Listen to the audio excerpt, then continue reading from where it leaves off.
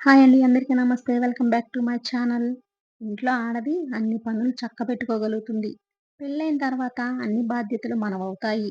ఇంటి పని, వంట పని, బట్టల పని అన్ని పనులు తన పైన వేసుకొని అన్నిటిని కష్టం అనుకోకుండా ఇష్టంగా అన్నీ చేసుకుంటుంది.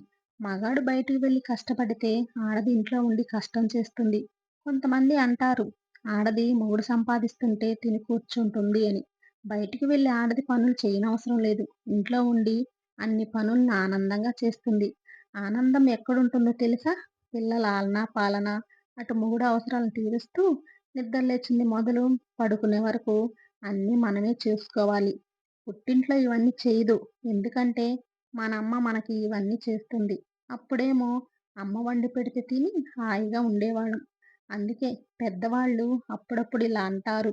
నీకు పెళ్ళవని నీ తిక్కరోగం కుదిరిద్ది అని. ఈ మాట ఎప్పుడైనా ఎక్కడైనా విన్నారా? మీ పెద్దవాళ్ళు ఎప్పుడైనా ఇలా అన్నారా? నన్నెవరు అనలేదనుకోండి. కానీ పెద్దవాళ్ళు అంటుంటే విన్నాను. ఇప్పుడు తెలుస్తుంది. పుట్టింటికి, అత్తింటికి చాలా తేడా ఉంది. పుట్టిల్లు ఎప్పుడు మనిల్లు అవ్వవు. అలాగే అత్తారిల్లు ఎప్పుడు పరాయిల్లే. ఇది నా ఉద్దేశం. ఏమనుకోకండే. అత్తగారిల్లు మనిల్లు అవుతుందా? ఆ ఇంటి అబ్బాయిని చేసుకుంటాం కాబట్టి ఆ ఇంట్లో ఉండే హక్కు మాత్రమే మనకుంటుంది. కట్టుకున్నోడు పోయాడనుకోండి, మనకి ఆ హక్కు కూడా పోతుంది. అందుకే అత్తగారిల్లెప్పుడు పరాయిల్లు అన్నాను. నాకైతే అలాగే అనిపించింది. అనిపించడం ఏంటి? నాకు మాత్రం అత్తగారిల్లు పరాయిల్లే. మనకు అంటూ సొంతిల్లు ఏమీ ఉండవు. ఒకటి మనం కష్టపడి సంపాదించుకోవాలి. లేదా రెండోది మనల్ని కట్టుకున్నోడైనా సంపాదించి ఇవ్వాలి. కట్టుకున్నోడు సంపాదించి ఆడదానికి ఇవ్వకపోయినా పర్వాలేదు కానీ, ఉన్నది సంపాదించినవి ఖర్చు పెట్టి మొత్తం కాజేసి, కట్టుకున్న దానిని కడుపున పుట్టిన పిల్లల్ని రోడ్డు పాలు చేయకపోతే చాలు. అబ్బా! ఏంటోనండి అప్పుడప్పుడు మనసులోని నిజాలు ఇలా భయంతోనో మరియు బాధతోనో ఇలా బయటికి వస్తాయి. మీరు కూడా ఎప్పుడైనా ఇలా అనుకున్నారా? సరేలెండి. నా మనసులోని మాటలు మీకు కాకపోతే ఎవరికి చెప్పుకుంటాను చెప్పండి? ఇలా మాట్లాడుకుంటూ నా పనులన్నీ చక్కబెట్టేశాను. మరి మీ ఇంట్లో పనులయ్యాయా? ఆడది ఖాళీగా ఉండదు.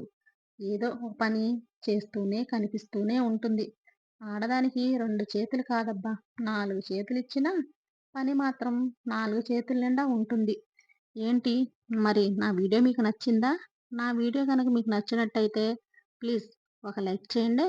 అదే కొత్త వాళ్ళు గాని చూస్తున్నట్టయితే ప్లీజ్ నా ఛానల్ సబ్స్క్రైబ్ చేయండి. అలాగే సబ్స్క్రైబ్ చేసే ముందు గంట సింబల్ ఉంటుంది గదా! దాన్ని ప్రెస్ చేయండి. నేను ఏ వీడియో పెట్టినా గానీ మీకు నోటిఫికేషన్ వస్తుంది.